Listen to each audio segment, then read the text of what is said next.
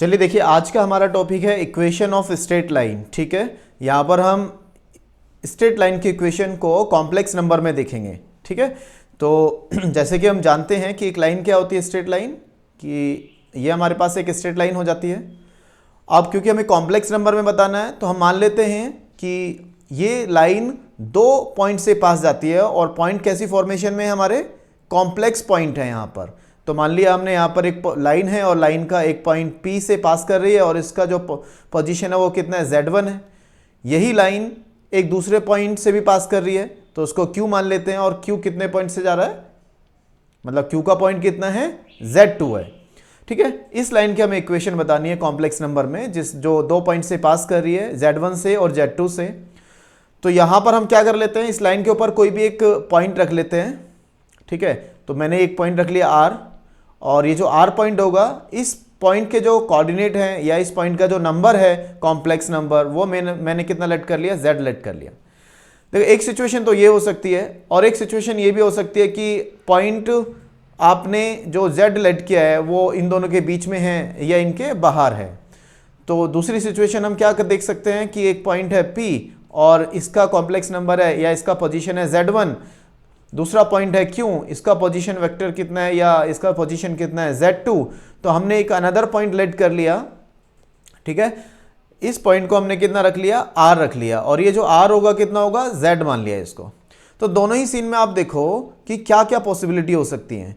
अगर मैंने यहां पर जो ये R पॉइंट रखा, इनको Z1 और Z2 के बीच में रख लिया, तब हम देखेंगे कि यहां से मैं दो रे ड्रॉ करता हूं। एक रे तो मेरी ये वाली हो जाएगी, ये मेरी हो जाएगी RQ, और एक रे मेरी हो जाएगी कौन सी, PQ। लेकिन इन दोनों रे के बीच में या इन दोनों लाइनों के बीच में कितना एंगल है, 0 डिग्री का एंगल है। तो इन दोनों के बीच में एंगल कितना है, 0 डिग्री का एंगल बनेगा। लेकिन अगर मैं यहां देखता हूं, तो अगर मैं इसको ऐसे देखूं कि ये मेरा है PQ और ये मेरा कितना है, PR, तो इन दोनों के बीच में एंगल कितना है, इन दोनों के बीच में एंगल हो गया पाई। तो अगर कोई एक लाइन है और लाइन पर 3 पॉइंट हैं, तो उनमें से कोई भी दो रेज के बीच का एंगल या तो 0 हो सकता है या फिर कितना हो सकता है, पाई हो सकता है। ये चीज हमें समझ में आ गई। अब जैसे कि हम जानते हैं कि दो रेज या दो लाइन के बीच का जो एंगल होता है, ये एंगल कितना होता है, आर्ग्यूमेंट से अगर मैं लिखूं तो एक कॉम्प्लेक्स नंबर का ये बनेगा। ठीक है, कॉम्प्लेक्स नंबर का आर्ग्यूमेंट बनेगा। ये आर्ग्यूमेंट कैसे हो सकता है, आप देखिए, यहां से मैंने लिखा PQ, ठीक है, या मैंने लिखा ये PR। ठीक है, तो PR डिवाइडेड बाई कितना, PQ। तो इस हिसाब से कितना हो जाएगा, ये Z minus Z1 upon PQ के लिए कितना हो जाएगा, Z2 माइनस Z1। तो ये आर्ग्यूमेंट है, मतलब दो रेज कौन कौन सी, एक PR और दूसरी PQ, इन दोनों रेज के बीच का एंगल ये है। अगर आप ये जानते हो तो ठीक है, अगर नहीं जानते हो तो आप हमें कमेंट बॉक्स में बता सकते हैं। इस पर हम दोबारा से बता देंगे कि दो रेज के बीच का एंगल किस तरह से निकलता है, उसके लिए मैं अलग से एक वीडियो बना दूंगा। तो अभी ये एंगल कितना हो सकता है, पॉसिबली कितना हो सकता है, 0 हो सकता है, या फिर पॉसिबली कितना हो सकता है, पाई हो सकता है। ठीक है, क्योंकि स्ट्रेट लाइन है तो ये PQ और PR के बीच का एंगल 0 हो सकता है, या फिर मैं यहां से देखूंगा PQ और PR के बीच का एंगल यहां से कितना हो सकता है, पाई हो सकता है। ठीक है, अब यहां पर हम एक प्रॉपर्टी जानते हैं कि अगर कोई कॉम्प्लेक्स नंबर है, ठीक है, अगर कोई भी कॉम्प्लेक्स नंबर है, उसका आर्ग्यूमेंट अगर 0 है, तो मान लेते हैं ये कोई कॉम्प्लेक्स नंबर है और इसका आर्ग्यूमेंट कितना है, यहां पर 0 है। तो क्या यहां पर सीन चल रहा है, सीन ये चल रहा है कि कोई कॉम्प्लेक्स नंबर है और उसका आर्ग्यूमेंट 0 है। इसका मतलब that complex number is purely real, क्योंकि उसका आर्ग्यूमेंट 0 है। ठीक है, तो हम जानते हैं पोलर फॉर्म से क्या जानते हैं, cos थीटा, देखो इधर cos theta plus I sin theta. तो क्योंकि एंगल 0 है, तो एंगल 0 है तो कितना हो जाएगा, साइन थीटा 0 हो जाएगा। तो बचेगा क्या, cos थीटा, मतलब रियल पार्ट बचेगा। अगर यहां पर ये थीटा मेरा पाई भी होता है तो साइन पाई, और साइन पाई फिर से कितना हो जाता है, 0 हो जाता है, तो फिर से मेरा cos थीटा बचेगा, मतलब रियल पार्ट बचेगा। सो दैट इंप्लाइज अगर यहां पर ये 0 और पाई है, इसका मतलब ये जो कॉम्प्लेक्स नंबर है Z माइनस Z1 बाई कितना, Z2 माइनस Z1। ठीक है, ये कितना हो जाएगा, मेरा प्योरली रियल हो जाएगा। This complex number is purely real. क्या बात समझ में आ रही है सबको, प्योरली रियल हो जाएगा। ठीक है, प्योरली रियल हो जाएगा। अब अगर प्योरली रियल हो गया तो फिर से हम एक प्रॉपर्टी जानते हैं कि अगर कोई कॉम्प्लेक्स नंबर प्योरली रियल है, जैसे कि यहां पर कॉम्प्लेक्स नंबर मान लेते हैं x प्लस आई वाई है, तो सब जानते हैं यहां पर क्या करना होता है हमको, इसका कॉन्जुगेट निकालते हैं। तो x माइनस आई वाई, तो जब मैं देखूंगा z और z में तो रियल पार्ट तो है ही नहीं ना, तो ये क्या बचा z is equals to x और z conjugate is equals to कितना बचा x। दैट इंप्लाइज, ये बात क्या बता देता है हमें कि z is equals to z conjugate. ये एक प्रॉपर्टी है जो बहुत बार यूज होती है। तो यहां पर क्या कह रहा है कि ये कॉम्प्लेक्स नंबर मेरा प्योरली रियल है, इसका मतलब ये कॉम्प्लेक्स नंबर और इसी कॉम्प्लेक्स नंबर का कॉन्जुगेट आपस में कैसा होगा, बराबर होगा। तो देखो यहां पर हम क्या करेंगे, जो मेरा कॉम्प्लेक्स नंबर है, कॉम्प्लेक्स नंबर क्या है z माइनस z1 बाई कितना है बच्चों, पीछे से देख लेंगे यहां पर कितना है z minus z1 upon z2 minus z1। इस वैल्यू को मैं यहां लिख दूंगा, कितना हो जाएगा z2 minus z1। So this complex number is equals to its conjugate. तो z माइनस z1 बाई कितना z2 माइनस z1। अब इसका कॉन्जुगेट करेंगे तो कॉन्जुगेट स्प्लिट होता है तो सब पे कॉन्जुगेट आ जाएगा इस तरह से। देखिए ये हो गया। अब अगर मैं इसकी क्रॉस में मल्टीप्लाई करा दूं तो कितना मिलेगा मेरे पास एक्सप्रेशन, z माइनस z1 मिलेगा, इनटू में कितना मिलेगा, इनटू में मिलेगा z2 minus z1 is equals to, इसकी मल्टीप्लाई हो जाएगी तो ये मल्टीप्लाई करेंगे तो कितना हो जाएगा z2 माइनस z1 इंटू में कितना आएगा, बोलो इंटू में आएगा z कॉन्जुगेट माइनस z1। देखो यहां पर एक कॉन्जुगेट छूट गया, z2 माइनस z1 कॉन्जुगेट, इसको भी लगाएंगे इधर। अगर मैं इसको अब इस तरह से स्प्लिट कर दूं, देखो यहां पर मैं जो स्प्लिट कर रहा हूं इसको बड़े ध्यान से देखना है। यहां पे z और यहां पर क्या कर दिया हमने z2 माइनस z1 की मल्टीप्लाई कर दी कॉन्जुगेट की, यहां पर मतलब इस टर्म की मल्टीप्लाई इसके साथ कर दी। अब इस टर्म की मल्टीप्लाई भी किसके साथ होगी, इसके साथ होगी, ठीक है। तो ये कितना हो जाएगा माइनस z1 और ब्रैकेट में कितना, ब्रैकेट में हो जाएगा z2 minus z1 conjugate again, ठीक है। इधर देखो यहां पर इसकी मल्टीप्लाई मैं इसके साथ कर रहा हूं, इस वाली टर्म के साथ कर रहा हूं, तो कितना हो जाएगा z2 माइनस z1, ठीक है। ये कितना हो जाएगा z कॉन्जुगेट, माइनस जब करेंगे तो z1, मतलब इस टर्म की मल्टीप्लाई फिर से इसके साथ कर देंगे तो z1 कॉन्जुगेट कितना z2 माइनस z1, तो ये हो जाएगा z2 माइनस z1, ठीक है। थोड़ा सा और सिंप्लीफाई करेंगे, लेकिन सिंप्लीफाई एक स्पेसिफिक मैनर में ही करना है, वो देखना है ध्यान से। यहां से z रखा, यहां से कितना हो जाएगा z2 माइनस z1, ये हो गया, इसको एज इट इज रहने दिया, कुछ नहीं किया यहां पर। इधर देखो, इधर अंदर मल्टीप्लाई करेंगे माइनस, ये कितना हो जाएगा z1 z2 कॉन्जुगेट, इधर कितना माइनस माइनस प्लस, ये कितना हो जाएगा z1 z1 conjugate in the right side again. इसको मैंने कुछ नहीं किया, इसको एज इट इज रहने दिया z2 माइनस z1 इंटू किसकी, z कॉन्जुगेट की, ठीक है। यहां पर माइनस, ये अंदर मल्टीप्लाई करेंगे कितना हो जाएगा z1 कॉन्जुगेट z2 और माइनस माइनस फिर से कितना प्लस, तो ये कितना हो जाएगा z1 कॉन्जुगेट z1। ध्यान से देखो, क्या ये वैल्यू खत्म होनी चाहिए कि नहीं होनी चाहिए, ये वैल्यू को खत्म कर दिया। अब यहां देखिए, यहां से मैंने लिखा z2 conjugate minus z1 conjugate, इसको इधर एज इट इज, लेकिन ये वाली जो टर्म है इसको मैं इधर लेके आया लेफ्ट साइड में, तो कितना हो जाएगा minus z2 minus z1 z conjugate, ठीक है। बाकी की सारी टर्म्स को भी इधर लेके आऊंगा, ये माइनस में है लेकिन ये वाली कैसे आएगी, इधर आएगी तो प्लस में आ जाएगी, ये वाली टर्म प्लस में आएगी तो कितना हो जाएगा प्लस z1 कॉन्जुगेट z2, ये माइनस, ये कितना z1 z2 कॉन्जुगेट, ये वाली term as it is, equals to में कितना बचा बच्चों 0, ठीक है। अब देखो यहां पर हम क्या करते हैं, यहां पर हमने किया माइनस से मल्टीप्लाई कर दिया, माइनस से मल्टीप्लाई कर दिया, या फिर रहने दो माइनस से मल्टीप्लाई करने पर ये साइन चेंज कर देते हैं। चलो z1 माइनस z2, एक अच्छा एक्सप्रेशन नजर आएगा हमें यहाँ पर, ठीक है। अच्छा एक्सप्रेशन बनाने के लिए क्या करना चाहिए हमें, यहाँ पर माइनस से मल्टीप्लाई कर दो तो z1 conjugate minus z2 conjugate हो जाएगा, इधर भी वही हो जाएगा z1 माइनस z2, ठीक है। क्या करते हैं माइनस से मल्टीप्लाई करते हैं, इस स्टेप में क्या कर रहे हैं हम माइनस से मल्टीप्लाई, किससे कर रहे हैं माइनस से मल्टीप्लाई, तो माइनस से मल्टीप्लाई करके कितना हो जाएगा, देखो z यहां से माइनस से मल्टीप्लाई करेंगे तो z1 कॉन्जुगेट माइनस z2 हो जाएगा कि नहीं, हो गया। माइनस कितना, यहां पर देखो z1 माइनस z2, ये कितना हो जाएगा z कॉन्जुगेट, ठीक है। अच्छा एक काम करो, इसमें सीधे माइनस आई से मल्टीप्लाई कर दो, किससे मल्टीप्लाई कर दो माइनस आई से मल्टीप्लाई कर दो, तो यहां पर कितना आ जाएगा, फिर आई भी आ जाएगा, और यहां कितना आ जाएगा, यहां पर भी आई आ जाएगा, ठीक है। और आगे देखो बाकी माइनस तो कर ही दी ना, आई से मल्टीप्लाई करके दोनों में आई और आ जाएगा, यहां पर भी कितना आ जाएगा माइनस से मल्टीप्लाई करने पर ये मेरा हो जाएगा प्लस, अच्छा यहाँ माइनस आएगा, ठीक है कोई बात नहीं, जब माइनस आएगा तो इसको चेंज कर देंगे, माइनस वाली ये वाली प्लस हो जाएगी और प्लस वाली क्या हो जाएगी माइनस हो जाएगी, साइन को क्या रहने दिया प्लस ही रहने दिया, क्योंकि आई यहाँ पर आएगा तो ये कितना हो जाएगा Z1 Z2 कॉन्जुगेट माइनस कितना Z1 कॉन्जुगेट Z2, देखो ध्यान से, इज इक्वल्स टू 0। बस यहां पर इन वैल्यूज को ध्यान दो, यहां पर ध्यान देना आपको बहुत अच्छे से, यही है जिस पे हमें ध्यान देना है। ये है I Z Z1 conjugate minus Z2 conjugate, ये है आई Z1 माइनस Z2, ठीक है, और ये एक टर्म है तीसरी, ठीक है। इन तीनों चीजों को ध्यान से देखो। पहले मैं इस पे ध्यान देता हूं, यहां पर देखो ये Z को छोड़ दिया जाए तो बाकी की सारी वैल्यू को अगर मैंने कितना रख दिया, ए कॉन्जुगेट रख दिया, कितना रख दिया, मान लेते हैं ये ए कॉन्जुगेट है, तो ए कॉन्जुगेट कितना हो गया, ध्यान से यहां से नोट डाउन करेंगे, आई Z1 माइनस Z2, और इन दोनों पे क्या है, Z1 और Z2 पर कॉन्जुगेट, तो आई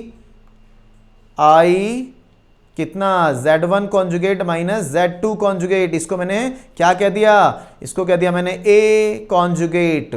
अब अगर मैं इसका भी कॉन्जुगेट कर दूं तो ए कॉन्जुगेट का कॉन्जुगेट कितना होता है, ए होता है, तो यहां पर ये वैल्यू कितनी हो जाएगी, ए। इसका मतलब मुझे क्या करना है, इसी का कॉन्जुगेट करना है। जब मैं इसका कॉन्जुगेट करूंगा तो ये कितना हो जाएगा माइनस आई, और ये कितना हो जाएगा Z1, क्योंकि यहां पर भी Z1 के कॉन्जुगेट का कॉन्जुगेट हो रहा है, और ये कितना हो जाएगा माइनस Z2।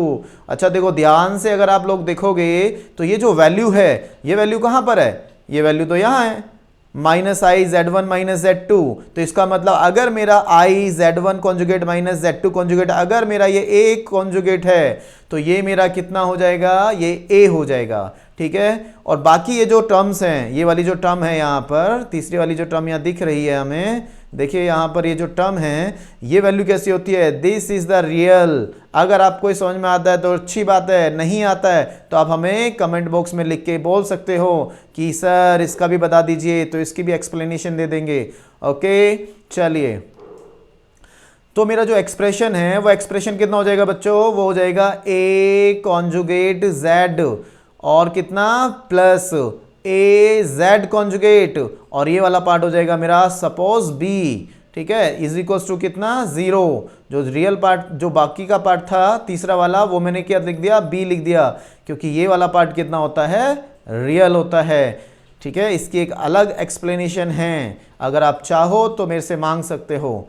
चलिए देखिए यहाँ पर फिर से एक बार मैं दिखा देता हूँ, ये वैल्यू कितनी है मेरी b, ये b है, और ये b वैल्यू मेरी हमेशा रियल आती है, ठीक है। और बाकी का एक्सप्रेशन में ये a कॉन्जुगेट, ये पूरी वैल्यू कितनी हो जाएगी यहाँ पर a, और बाकी एक्सप्रेशन हमने लिख दिया, तो ये इक्वेशन बन गई मेरी equation of a straight line.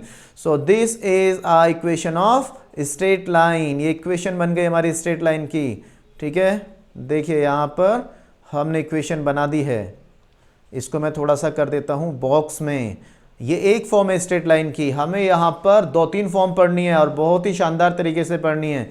देखिए ये हमारा हो गया, जेई में इस पे क्वेश्चंस आते हैं, ठीक है। चलो आगे देखो, अब इसी फॉर्म में जो एक बीच में इंटरमीडिएट फॉर्म आई थी मेरी, ये वाली, ठीक है, कौन सी वाली, ये मैं बताता हूँ आप लोगों को। देखिए ये वाली जो फॉर्म आई थी, यहाँ पर ये जो फॉर्म आई थी, ठीक है, इसी फॉर्म को अगर मैं डिटरमिनेंट में लिखता हूं तो वो डिटरमिनेंट की जो फॉर्म बनती है वो कितनी बनती है, वो मेरी बन जाती है, देखिए यहां पर कितनी बनती है, नाउ ऑल्सो ये जो फॉर्म जो मैंने अभी आपको पीछे बताई थी, कौन सी, ये वाली फॉर्म, इस फॉर्म को जब हम डिटरमिनेंट में चेंज करते हैं, सो this is the expansion of the determinant of, कौन सा डिटरमिनेंट, देखो ध्यान से, यहां पर ये डिटरमिनेंट जिसको याद रखना बहुत आसान है, Z, Z1, Z2, 2 पॉइंट से लाइन पास कर रही है, Z लाइन पर कोई भी एक आर्बिट्री पॉइंट है, ये कितना Z कॉन्जुगेट, ये कितना Z1, और ये कितना Z2, 1 1 1, ठीक है, that is equals to what, 0।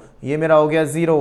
एक ये भी मेरी लाइन की फॉर्म आ गई, ठीक है। दिस इज ऑल्सो इंपॉर्टेंट, अगर आपको एक कॉम्प्लेक्स नंबर में एक लाइन आपको बतानी है, ठीक है, जो 2 पॉइंट से पास कर रही है, Z1 से और Z2 से, आप चाहो तो 2 वैल्यूज को यहां पर याद रख सकते हो, एक तो इसको, ठीक है, एक इसकी वैल्यू को याद रख सकते हो, ए कॉन्जुगेट, या फिर ए की वैल्यू को, और साथ में कौन सी वैल्यू को याद रख सकते हो, इस वाली वैल्यू को याद रख सकते हो। देखिए इधर यहां पर इस वैल्यू को याद रख सकते हो, ये बी, अगर ए और बी याद है तो अब आप ये वाला लगा सकते हो फॉर्मूला, ये वाली फॉर्म आ जाएगी। और अगर आपको सिर्फ डायरेक्ट बताना है कि एक लाइन है वो Z1 Z2 से पास कर रही है, तो लाइन की इक्वेशन यहाँ से भी निकलेगी और दोनों से सेम आएगी, ठीक है। तो 2 फॉर्म हो गई हैं। चलिए आगे चलते हैं।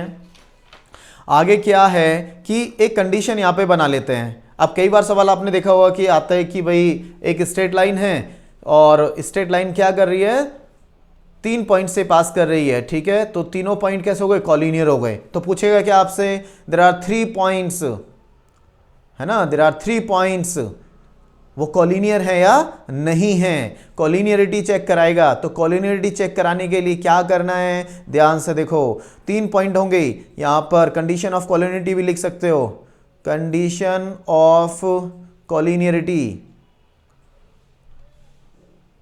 ठीक है बच्चों। कंडीशन ऑफ कॉलिनियरिटी कि क्या हो जाएगा, मान लेते हैं लाइन है और Z1, मतलब कोई भी एक 3 पॉइंट है यहां पर, Z1, Z2 और Z3, ये 3 पॉइंट हैं। अगर ये 3 पॉइंट कोलिनियर हैं तो तीनों के तीनों पॉइंट कहां पर होंगे, लाइन की इक्वेशन को सेटिस्फाई करेंगे।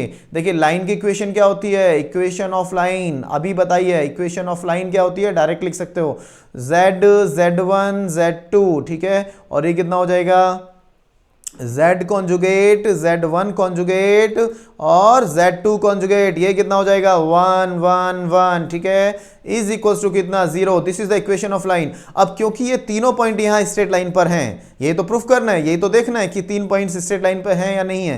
ये कॉम्प्लेक्स नंबर के 3 पॉइंट हो गए। अगर ये स्ट्रेट लाइन पे है तो इसको क्या करेंगे, सेटिस्फाई कराएंगे। और सेटिस्फाई कराएंगे तो हम लिख सकते हैं Z3, Z1, Z2, Z3 conjugate, Z1 conjugate, Z2 conjugate, 1 1 1। Determinant आपको करना आता है, आप इसको एक्सपेंड करोगे, 0 के बराबर कर दोगे।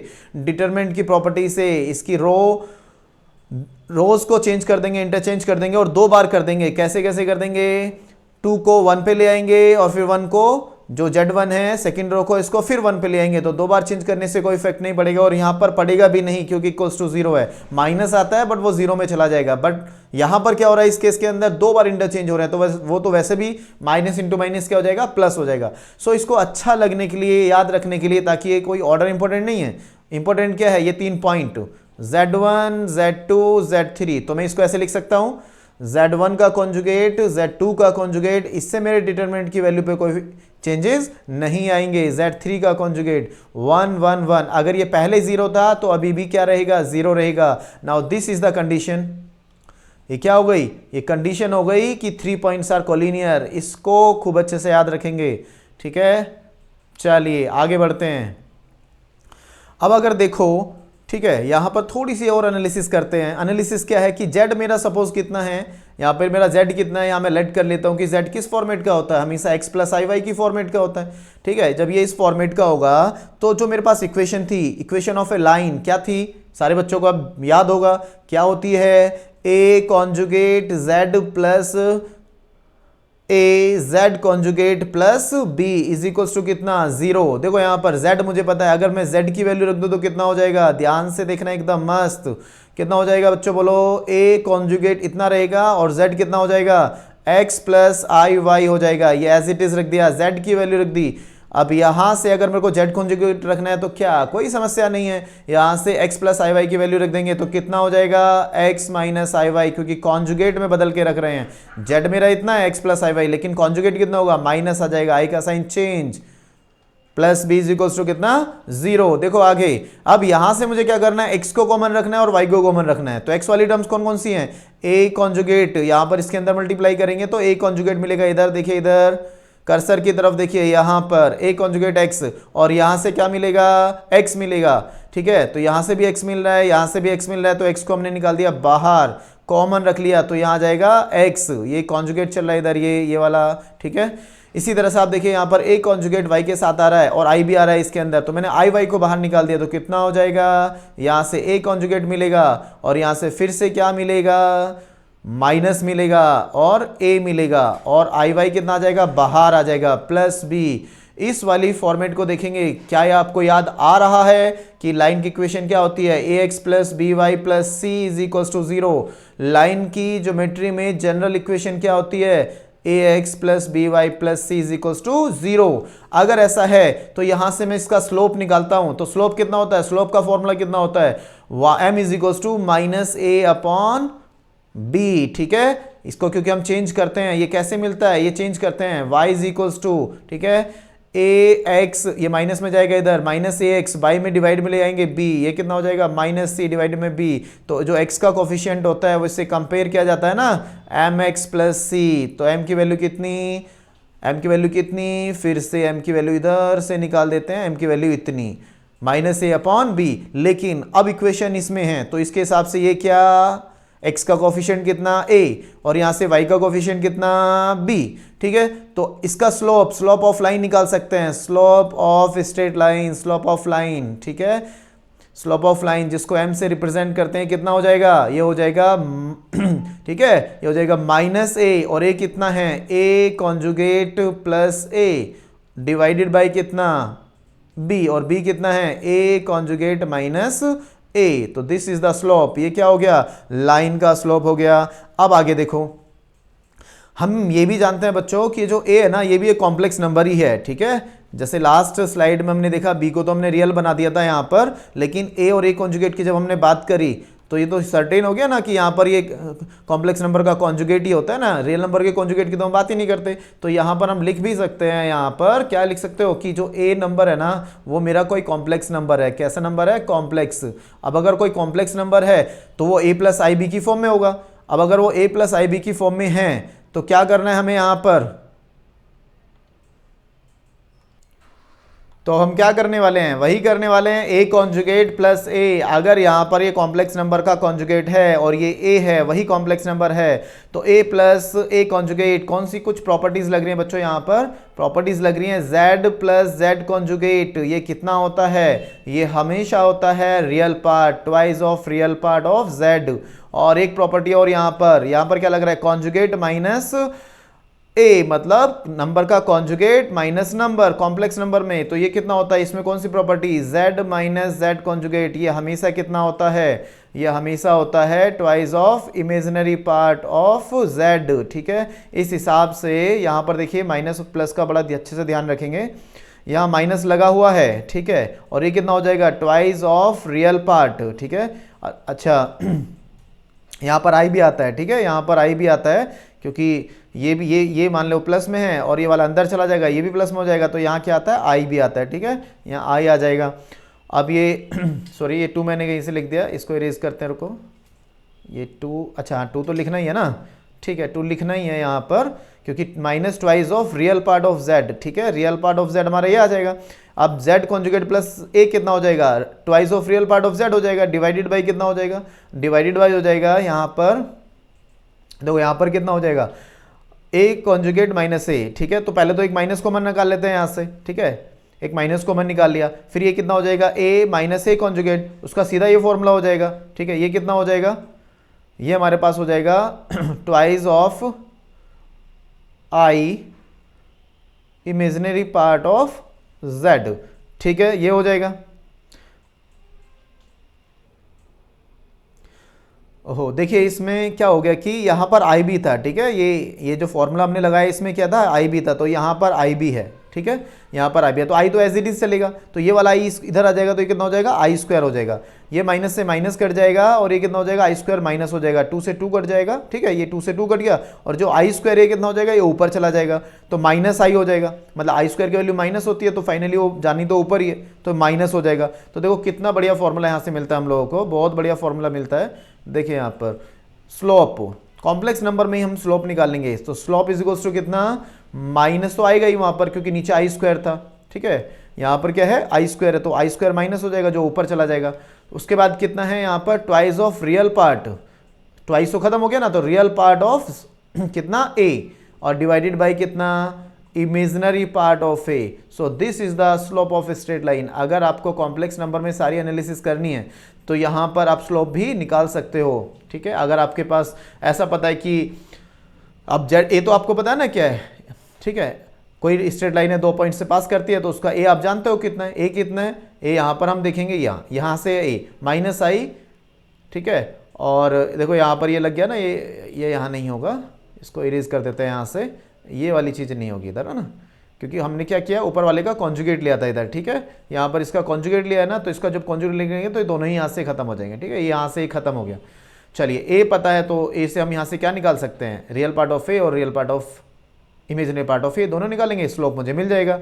इसके बाद देखिए, इसके बाद क्या करना है हमें, दो तीन चीज़ें अगर आप याद रख कर लोगे तो और अच्छा हो जाएगा। जैसे हम ज्योमेट्री के अंदर पैरेलल लाइन की इक्वेशन बनाते हैं, या फिर ज्योमेट्री के अंदर ही हम परपेंडिकुलर लाइन की इक्वेशन बनाते हैं, ठीक है, तो उसको नोट करके लिख लेते हैं, वो भी इंपॉर्टेंट टर्म्स हैं। क्या बन जाएंगी यहाँ पर देखिए, यहाँ बन जाएगी कि अगर आपको इक्वेशन ऑफ पैरेलल लाइन चाहिए, इक्वेशन ऑफ पैरेलल लाइन, इसका नोट 1 बना लेते हैं इसको, ठीक है, इक्वेशन ऑफ पैरेलल लाइन, ठीक है, इक्वेशन ऑफ पैरेलल लाइन। तो इक्वेशन ऑफ पैरेलल लाइन क्या, अब लाइन तो मुझे पता है, लाइन की इक्वेशन तो मैं जानता हूं, इसी के पैरेलल लाइन आपको बतानी है। तो लाइन की इक्वेशन कितना है, लाइन की इक्वेशन है ए कॉन्जुगेट जेड प्लस, देखो पैटर्न से याद करो इसको, ए conjugate Z plus a z conjugate, दिख रहा है ना पैटर्न क्या है, जेड कॉन्जुगेट, यहाँ पे जेड मेरा था और यहाँ कॉन्जुगेट आ गया, यहाँ पे ए कॉन्जुगेट था तो ए आ गया, प्लस कितना बी, तो ये सीधे याद हो जाएगी, बहुत आसान है, ठीक है। अब इस लाइन के पैरेलल लाइन मुझे बतानी है, तो इस लाइन के पैरेलल लाइन कैसे बनेगी, देखो पैरेलल लाइन में भी आपको याद होगा तो ax plus b y plus c is equals to 0, उसके पैरेलल चाहिए तो क्या लिखते थे, ax plus b y same रहता था, तो यहां पर भी सेम रहेगा, a conjugate z plus a z conjugate plus lambda करते थे, तो यहां पर भी लैम्बडा कर देंगे इज इक्वल्स टू 0, तो सीधे से हमें क्या मिल जाएगी, गिवन लाइन की पैरेलल लाइन की इक्वेशन हमें मिल जाएगी। अब अगर मुझे क्या चाहिए, इक्वेशन ऑफ परपेंडिकुलर लाइन, तो इक्वेशन ऑफ परपेंडिकुलर लाइन को समझ लेते हैं, इक्वेशन ऑफ परपेंडिकुलर लाइन, ठीक है, इक्वेशन ऑफ परपेंडिकुलर लाइन। तो देखिए यहां पर क्या करते हैं, थोड़ा सा चेंज आएगा, बस इसमें थोड़ा सा चेंज आएगा, जैसे ज्योमेट्री में करते हैं उसमें, और यहां पर थोड़ा सा चेंज है। तो इस लाइन में हम क्या करेंगे, a conjugate as it is रहेगा, जेड एज इट इज रहेगा, माइनस आ जाएगा इसके अंदर, बस बाकी वैल्यूज अपनी जगह एज इट इज रहेंगी, सिर्फ क्या आ जाएगा, माइनस आ जाएगा, और ये कितना हो जाएगा, ए जेड कॉन्जुगेट। समझ में आया, पैरेलल लाइन में वही सेम, ये दोनों टर्म्स जो थी वो रिपीट करी थी, बिल्कुल एज इट इज रिपीट करी थी, ठीक है, लेकिन यहां पर थोड़ा सा सिर्फ माइनस आएगा। अच्छा, ज्योमेट्री में क्या करते हैं, उसके एक्स और वाई के कोफिशिएंट भी चेंज हो जाते हैं, लेकिन यहां पर कोफिशिएंट चेंज नहीं होंगे, ठीक है, ये गलती मत कर देना कि यहाँ पर हमने कोफिशिएंट चेंज कर दिए तो उसके हिसाब से a z plus a conjugate z minus a conjugate z conjugate plus lambda कर दोगे, वो नहीं होगा इधर। तो यहाँ पर इस बात का अच्छे से ध्यान रखेंगे, plus lambda is equals to 0, lambda की वैल्यू निकाल देंगे, क्योंकि यहाँ पर इसको जेड से पास करा देंगे तो लैम्बडा आ जाएगा, इधर भी जेड से पास करा देंगे तो लैम्बडा आ जाएगा। चलिए यहाँ तक पूरा कंसेप्ट हो गया स्ट्रेट लाइन का। हाँ, यहाँ पर एक चीज़ आप देख सकते हो, जैसे कि मैंने स्टार्टिंग में बोला था कि अगर आप लोगों को ये नहीं पता है कि दो रेज के बीच एंगल कैसा आता है तो इसके लिए मैं अलग से वीडियो बना दूंगा। आज का टॉपिक क्या था मेरा, स्ट्रेट लाइन, ठीक है, तो हम ये स्ट्रेट लाइन को ही फोकस करेंगे। अब इस पे एक चलो सवाल लेते हैं, ठीक है, इस पे एक सवाल लेंगे और फिर इसको खत्म करेंगे, ओके। चलिए क्वेश्चन ये है कि if z1 z2 z3 are the three complex numbers, ठीक है, such that 5z1 minus 13z2 plus 8z3 is equals to 0। मतलब यहाँ पर क्या है कि z1 z2 z3 इस वाले रिलेशन को क्या कर रहे हैं, सेटिस्फाई कर रहे हैं। z1 z2 z3 कुछ इस तरह से हैं, उनकी वैल्यू कुछ भी होगी लेकिन इस रिलेशन को सेटिस्फाई करेगी। Then the value of this, तो इस एक्सप्रेशन की वैल्यू हमें बतानी है कितनी है। अब देखने में तो ये ऐसा लग रहा है कि ये तो अभी जो कॉलिनिटी की कंडीशन बताई है तो वही है ना, देखने में तो लग रहा है कि ये 0 होना चाहिए, लेकिन यहाँ पर क्या था कि z1 z2 z3 एक स्ट्रेट लाइन पे लाई कर रहे थे। अब हमें नहीं पता है कि कहाँ लाई कर रहे हैं कहाँ नहीं कर रहे हैं। स्ट्रेट लाइन पे हो भी सकते हैं तीनों पॉइंट, नहीं भी हो सकते हैं, ठीक है, अगर हैं तो ये 0 आ जाएगा, नहीं है तो फिर ये कुछ और आ जाएगा, ठीक है। चलो देखते हैं, तो यहाँ पर ये जो रिलेशन इसने दिया हुआ इस पर थोड़ा फोकस करते हैं। 5z1 माइनस 13z2, ठीक है, इज इक्वल्स टू कितना, 8z3 is equals to, sorry इधर क्या है, माइनस है, इधर क्या है हमारे पास, यहाँ पर क्या देखो ये प्लस है, ठीक है, तो यहाँ लिख दिया हमने plus. 8z3 is equals to में कितना, 0 दे रखा है, ये दे रखा है, बस ये एक एक्सप्रेशन दे रखा है, ना z1 पता है, ना z2 पता है, ना z3 पता है, ये स्ट्रेट लाइन पे है या नहीं है वो भी नहीं पता है। लेकिन जब इतनी सारी चीज़ें नहीं पता है तो मेरे z1 z2 z3 को तो फाइंड नहीं कर सकता हूँ बच्चों, किसी भी हालात में फाइंड नहीं कर सकता हूँ, तो मेरे को कोई सिचुएशन ही क्रिएट करनी पड़ेगी ताकि मेरे को ये आंसर मिल जाए। तो मैं क्या काम करता हूँ कि ये जो 5z1 है इसको इधर रख दिया और प्लस 8z3 को इधर लिख दिया और राइट साइड में इसको लेके गया तो 13z2 हो जाएगा। देखो बस इतना हो गया, सॉरी z3 हो जाएगा इधर, ना ये कितना हो जाएगा, z3 हो जाएगा। तो अगर मैं यहाँ से z3 की वैल्यू निकाल दूँ तो z3 कितना हो जाएगा बताओ जरा, ये हो जाएगा 5z1 plus 8z3 divided by कितना 13, ठीक है। तो इस 13 को मैं कैसे लिख सकता हूं, क्योंकि मेरे को दिख रहा है 5 + 8 कितना होता है, 13 होता है, और 13 मेरे को नीचे दिख रहा है। तो अगर ऐसा दिख रहा है तो क्या मुझे सेक्शन फॉर्मूला नहीं दिख रहा है यहां पर, 5z1 + 8z3 बाई, इसको मैंने कैसे लिख दिया, 5 प्लस है ना 8 लिख दिया, 5 + 8 13 होता है ना, वो लिख दिया। सो देखो ये क्या है, ये सेक्शन फॉर्मूला है, ठीक है। ये क्या है, सेक्शन फॉर्मूला है। तो मैं उम्मीद करता हूं कि आप लोगों को ये सेक्शन फॉर्मूला आता होगा, नहीं तो आप कमेंट में मेरे को बता दीजिए कि सर सेक्शन फॉर्मूले का भी थोड़ा एक्सप्लेन कर दो, तो हम उस पर भी एक्सप्लेन वीडियो बना देंगे आपके लिए, ठीक है। तो देखिए ये सेक्शन फॉर्मूला है, और सेक्शन फॉर्मूला कब होता है कि अगर कोई 2 पॉइंट हैं, ठीक है, कोई क्या है, 2 पॉइंट है, यहाँ पर 2 पॉइंट तो हमेशा स्ट्रेट लाइन पर होते हैं। तो मान लिया Z1 है और ये मान लिया Z2 है, ठीक है। तो अगर कोई पॉइंट इसको सेक्शन कर रहा है तो कहीं ना कहीं इस लाइन पर ही होगा। तो मान लेते हैं Z3 यहाँ पर है, तो किस रेशो में कर रहा है, 5:8 में कर रहा है। तो जब मैं इसके लिए सेक्शन फॉर्मूला लिखता हूँ तो कितना होता है, ये बिल्कुल सिंपल होता है, आप देख भी सकते हो यहाँ से। Z3 = कितना, जैसे होता है ना mx2 + nx1 / m + n होता है ना, इधर मैं लिख देता हूँ mx2 + nx1 / ज्योमेट्री के अंदर का फॉर्मूला लिख रहा हूँ मैं, ये होता है ना, सिर्फ इसी से आप याद कर सकते हो, कोई बहुत बड़ी चीज़ भी नहीं है। हाँ, अगर बिल्कुल नहीं पता इसके बारे में तो आप हमें बता सकते हो, हम आपके लिए ज़रूर इस पर वीडियो बनाएंगे। तो कितना हो जाएगा, चलिए देखिए, m 5 है तो फिर Z2, और प्लस n 8 है तो फिर Z1 बाई कितना, 5 + 8, ठीक है। तो ये सेक्शन फॉर्मूला बन रहा है। अच्छा, इसमें पॉइंट्स पे ज़्यादा मत जाना क्योंकि मैंने यहाँ पर रैंडमली सेलेक्ट कर लिया, बट ये मेरा सेक्शन फॉर्मूला है। यहाँ पर Z और Z3, सॉरी यहाँ Z3 कहाँ से आ गया, रुक जाओ। तो यहाँ क्या करना पड़ेगा, ये Z3 यहाँ नहीं आना चाहिए ना, किया किसको है, Z3 ने, तो यहाँ पर ये Z3 था और 13 को मैं इधर लेके आया ना, तो ये फिर Z2 ही हो रहेगा ना, ये वाला Z2 रहेगा। तो ये Z2 रहेगा तो फिर ये Z2 रहेगा, ये Z2 रहेगा तो ये Z2 रहेगा। तो Z2 क्या काम कर रहा है, एक Z1 और Z3 जो लाइन सेगमेंट है उसको 5:8 में डिवाइड कर रहा है, ठीक है, उसमें डिवाइड कर रहा है, समझ में आ रहा। तो इसका मतलब क्या हो गया कि ये तीनों पॉइंट एक ही स्ट्रेट लाइन पर हैं। अगर इन तीनों पॉइंट में सेक्शन फॉर्मूला एप्लीकेबल हो रहा है तो ये तीनों पॉइंट एक ही स्ट्रेट लाइन में, और अगर ये तीनों पॉइंट एक ही स्ट्रेट लाइन में हैं तो फिर कुछ नहीं, फिर ये है कि यहाँ पर ये वैल्यू कितनी होगी, बस 0 हो जाएगी। कितनी हो जाएगी, सीधे से 0 हो जाएगी, कुछ नहीं करना है, सीधे 0 हो जाएगी। तो आंसर कितना, 0 आ जाएगा, ठीक है दोस्तों। चलो, आपको और ऐसी वीडियोस चाहिए तो हमें कमेंट बॉक्स में जरूर लिखिए, बिल्कुल क्लासरूम की फीलिंग के साथ आपको यहाँ पर पढ़ाया जाएगा। Okay, thank you students.